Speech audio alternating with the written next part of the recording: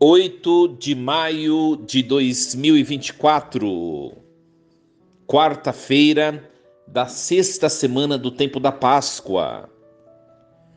Em nome do Pai, do Filho e do Espírito Santo. Amém. Meus queridos filhos e filhas, bom dia a todos vocês. Vos saúdo com a paz. Nós vamos meditar nesta manhã desta quarta-feira a primeira leitura que a igreja nos propõe, Atos dos Apóstolos, capítulo 17, versículos 15, 22, até o capítulo 18, versículo 1. Naqueles dias, os que conduziram Paulo levaram-no até Atenas. De lá, voltando, transmitiram a Silas e Timóteo a ordem que fossem ter com ele o mais cedo possível. E partiram. De pé no meio do Areópago, Paulo disse: Homens atenienses, em tudo eu vejo que vós sois extremamente religiosos.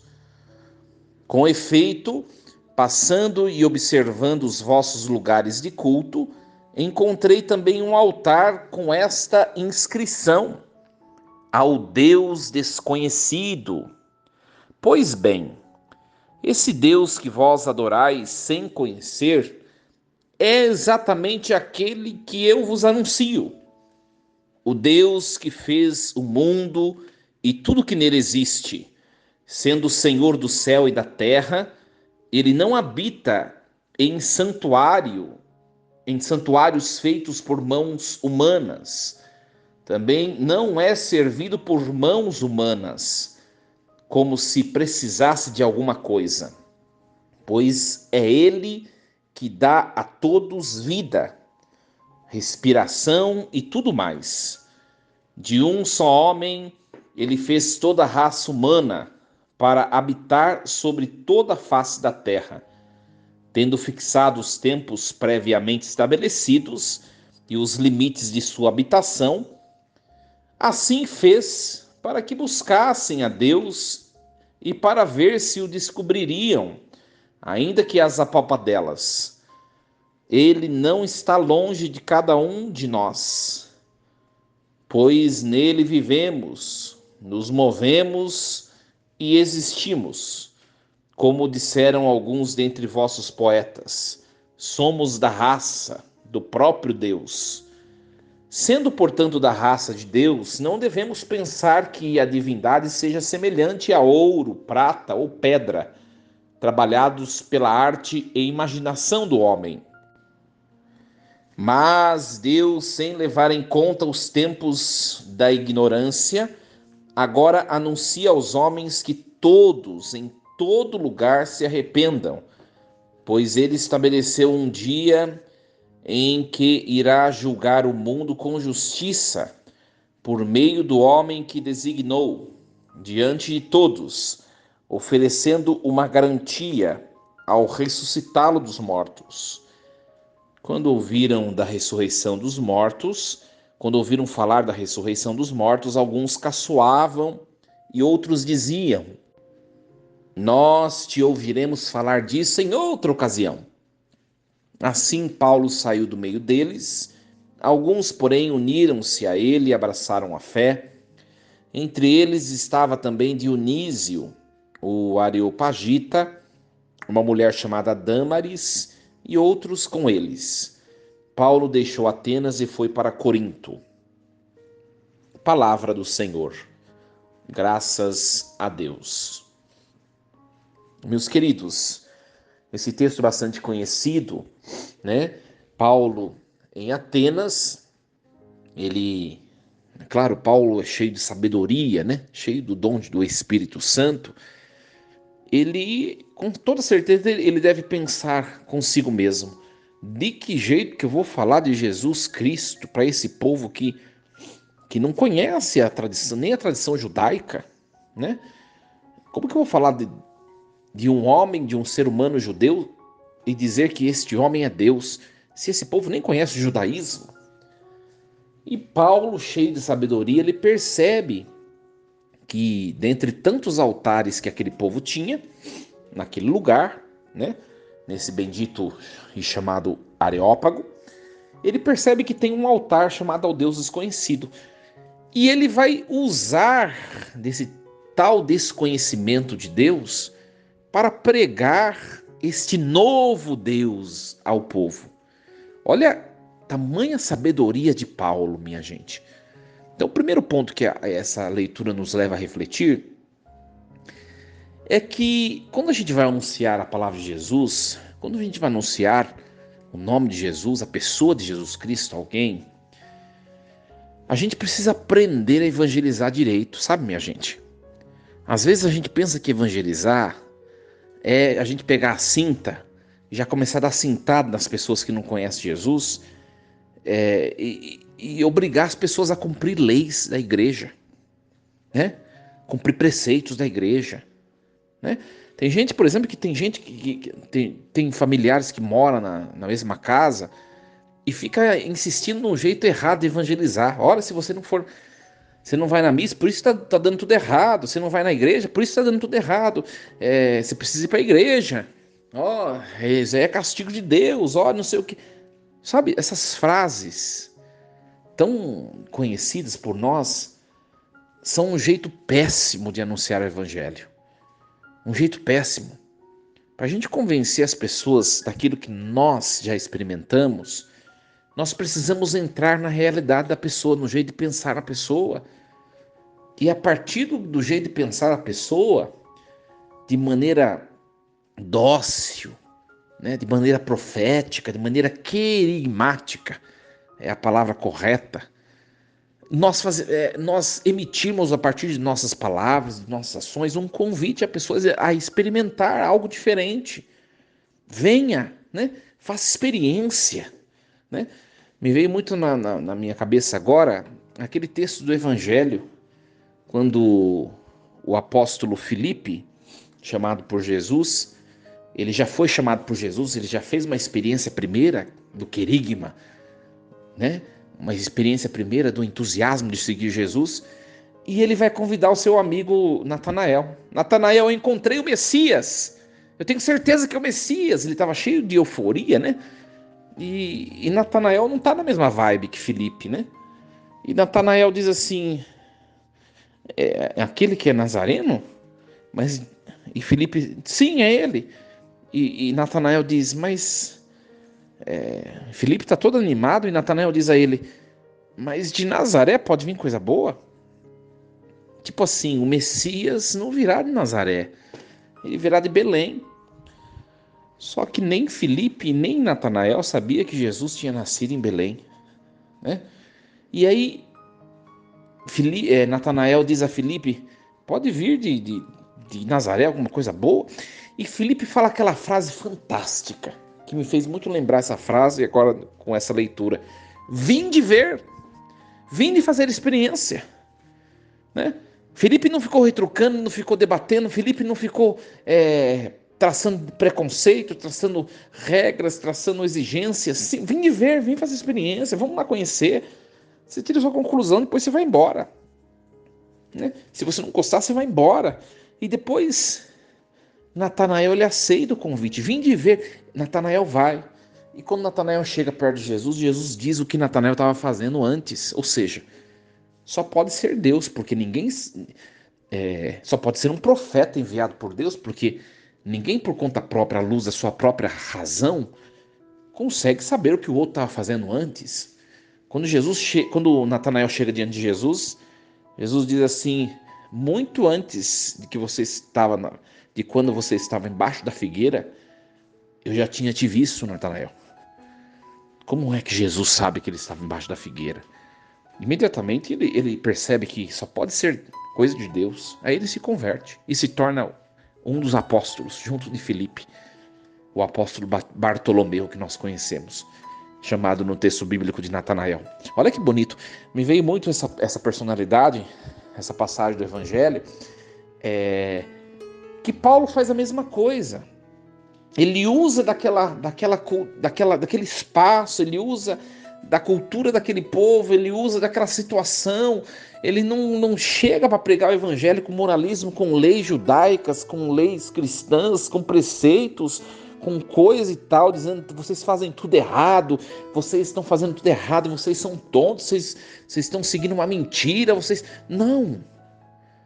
Ele evangeliza de maneira convincente, dócil. Né? Acontece, então essa é a primeira parte para o nosso aprendizado. A gente precisa aprender, minha gente, a ser mais assertivo. Sabe o que acontece com a gente às vezes? A gente se torna indevido, inoportuno no nosso convite às pessoas que estão longe de Jesus, no nosso convite para que elas venham até Jesus. Seja mais misericordioso, seja mais condescendente. Você quer impor leis e preceitos sobre pessoas que nem fizeram a primeira experiência com Jesus. Mas, padre, a lei é para todo mundo. É claro que a lei é para todo mundo. Só que a lei... ontem nós falávamos da etapa catecumenal no texto bíblico, é fantástico, né? A lei, ela é o catecumenato, ela é um passo posterior, ela vem depois. Né? A lei é para gente que já está na igreja, que já sabe o que é certo e o que é errado, que já conhece Jesus Cristo, que já conhece os sacramentos. A lei é para gente. E a gente olha também, convenhamos, né, minha gente? A gente olha para a gente vê que a gente falha tanto em relação à lei, aos preceitos de Deus. Pega os mandamentos, quanto que a gente escorrega nos mandamentos. E às vezes a gente quer evangelizar já chegando com o cilício, né, com a cinta, com a metralhadora na cabeça das pessoas. Não é assim. Para a pessoa que não conhece Jesus, você tem que falar do amor de Deus, que Deus ama essa pessoa, que Deus quer fazer uma experiência com ela. É assim que evangeliza, que Deus está esperando por ela. Aprenda, minha gente, aprenda. Né? Só que agora a gente entra num segundo ponto, né? Paulo, ele começa a evangelizar bem. Ele sabe que ele tem que partir da realidade daquele povo, daquelas pessoas. Ele começa bem. E aí entra um segundo momento, um segundo ponto, que ele também não pode deixar de dizer a verdade. Né? Você até acolhe na igreja. Você abraça, você diz que Jesus quer fazer experiência com todos e de fato quer. Você não faz distinção de pessoas. Você recebe na igreja quem queira participar, quem queira se aproximar. Só que vai chegar um momento que essa pessoa vai ter que dar um passo a mais. E aí ela vai conhecer as exigências do evangelho. Aí ela vai ter que dar a resposta dela. O que aconteceu na leitura de hoje é que Paulo foi falando, todo mundo foi ficando entusiasmado, mas chegou um momento que ele teve de falar um ponto que foi um ponto que, vamos dizer assim, né? Deu choque na vida daquele povo. Quando ele falou de ressurreição dos mortos, muitas pessoas para quem ele estava falando já não quis ouvir mais. E ele começou a falar desse assunto, eu não estou mais afim, não. Vamos embora. E o texto diz o seguinte, né? Quando ouviram falar da ressurreição dos mortos, alguns caçoavam e outros diziam: nós te ouviremos falar disso em outra ocasião. Tchau, estou indo embora, né? Ou seja, ele começou bem. Na verdade, ele continuou e terminou bem. Mas ele foi no começo condescendente, mas no fim ele tinha de expor a doutrina. E aí, quando chega nesse momento, vai ficar, minha gente, quem quiser ficar. Vai ficar quem quiser ficar. Minha gente, eu vou refletir com vocês uma coisa que tem acontecido na igreja, né? É até meio delicado esses assuntos, né? A primeira etapa, que é o querigma, que é o acolher as pessoas, isso a igreja tem falhado muito, né? O Papa Francisco tem falado muito disso. A gente precisa aprender a acolher todas as pessoas que queiram se aproximar da igreja, né? Disso a gente tem ouvido muito o Papa falar, que é o querigma, que é falar do amor de Deus. Deus não faz distinção de pessoas, tal. Isso todos nós sabemos. Mas a gente também tem falhado na segunda etapa, que é o catecumenato. As pessoas que são acolhidas, hora ou outra, elas vão ter que enfrentar a pregação da verdade. E a verdade machuca, minha gente. A verdade continua machucando a mim, né? Eu já sou padre há 4 anos, esse é o 4º ano de sacerdócio, mais um de diácono. Sou clérigo há 5 anos, mais 10 anos de seminário, né? Uma caminhada religiosa de mais de 10 anos, 15 anos. E, e a verdade do evangelho machuca a mim ainda, porque tem tanta coisa que eu tenho dificuldade de viver, né? E aí, nesse segundo passo, a igreja em alguns momentos tem falhado. Sabe por quê? A gente tem que acolher a todos, é a primeira etapa. Só que na segunda etapa a gente tem que ser firme na verdade e na doutrina da igreja. E aí tem muita gente escorregando. Porque a gente continua relativizando a verdade. A gente acha que tem que continuar aquele esquema de acolhida, de abraço a todos. E a gente joga a verdade no lixo para poder ter as pessoas longe de nós. Paulo não fez isso, minha gente, nessa passagem da leitura.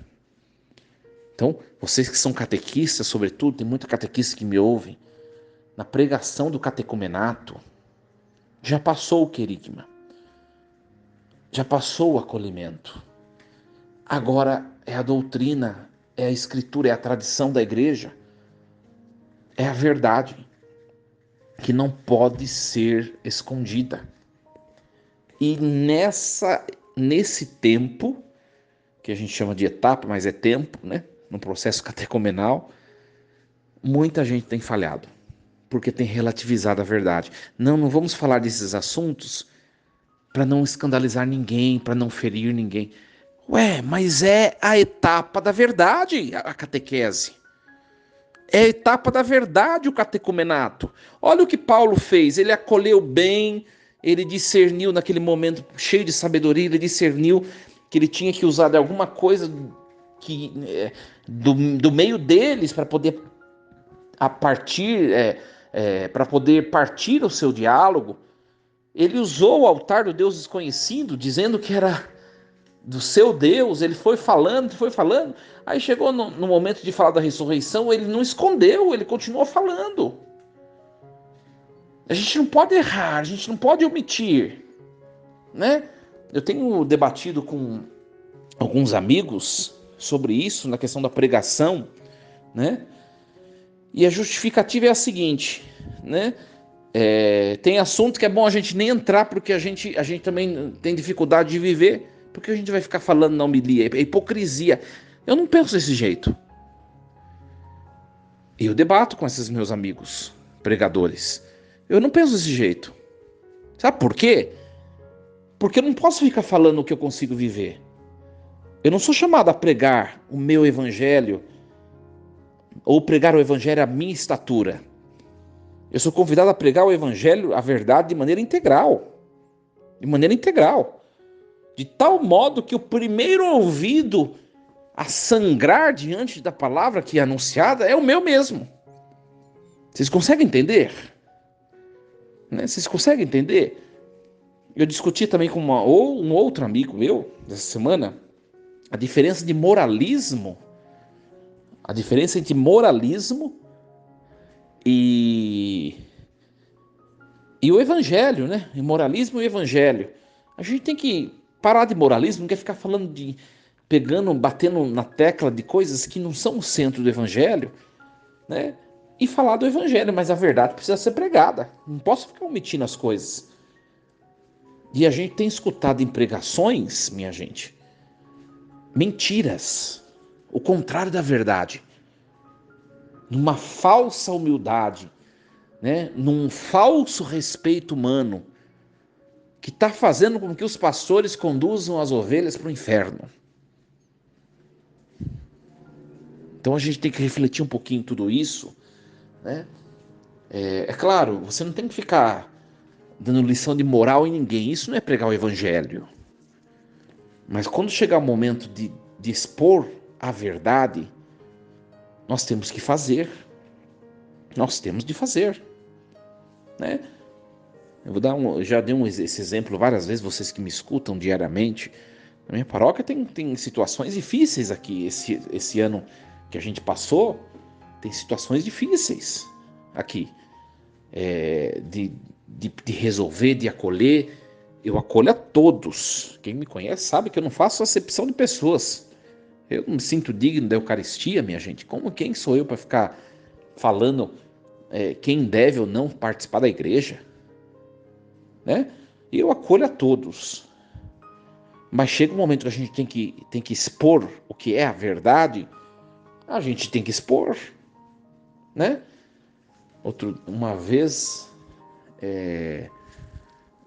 uma pessoa me falou que eu devia sair de cima do muro, né? Não é acima do muro. Eu acho que Jesus foi um ser, aliás, eu acho, não, eu tenho certeza, Jesus é o ser humano mais perfeito, mais equilibrado que existe. Se é equilibrado é porque é perfeito, né? Se é perfeito porque é equilibrado. E Jesus foi assim. É misericórdia? É. Mas ao mesmo tempo é justiça, é santidade, é conversão. Jesus foi assim. Mas tem um momento para tudo. E a gente não pode exaltar uma face de Cristo em detrimento de outra. Tem muita gente pregando a misericórdia de Deus e enterrando a justiça de Deus. E não pode ser feito isso. O mesmo Deus que é justo, que é misericordioso, é justo. O mesmo Deus que prega o amor, a hospitalidade, prega a conversão. A gente não pode esquecer disso. Isso não é só para os outros, não, é para a gente também. Entendeu? É para a gente também. Então, que a palavra de hoje nos ajude, né?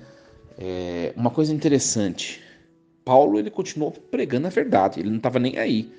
Ele começou de maneira dócil, maleável, ele foi falando e foi encantando as pessoas. Chegou um momento que ele tinha que falar da verdade por um todo, ele continuou falando, ele não omitiu a verdade.